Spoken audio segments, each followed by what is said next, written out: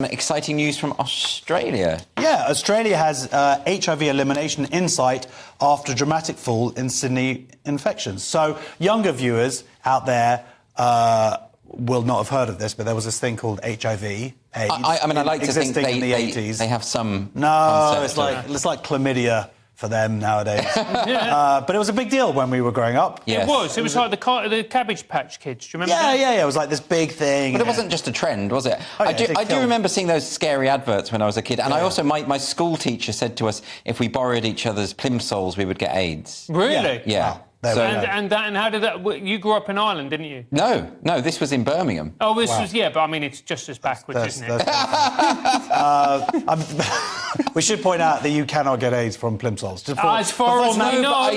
Before Matthew Sweet clips it up. The point as far as we know. The point I was... Well, it depends what you do in the plimsolls. But the point that I was making is that people were so ill-informed at the time. For many years, people didn't really know. They thought you could catch it from shaking hands. Absolutely. Well, we were told that everybody was going to get it. That was it. If you had unprotected sex, that was it. I thought condoms, I didn't realise that they were used to also prevent pregnancies. I thought that they just used them for Can I ask, right, so how have they done this? So, well, they've done it three different things here. They've got very Can you good just tell us the stats on this? Because it's quite... It is, mate. So it's dropped from 2010 to 2022. New infections have fallen by 88%. But that's massive. So that's huge. And they've had only 11 new cases reported last year.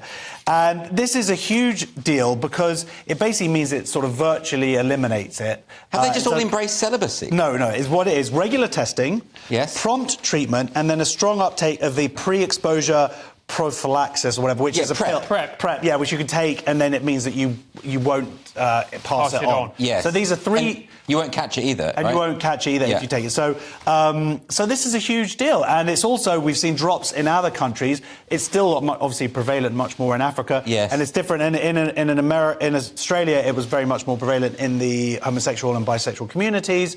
But in Africa, it's still dominated by heterosexual relationships. So it's a different model. It's a different model. But you could apply this model to various places. I mean, it's different where there's able to get less testing in places like Sudan and whatnot, but it's still encouraging. And there's a proof of concept that shows that the disease, the virus, can be wiped out. It's amazing.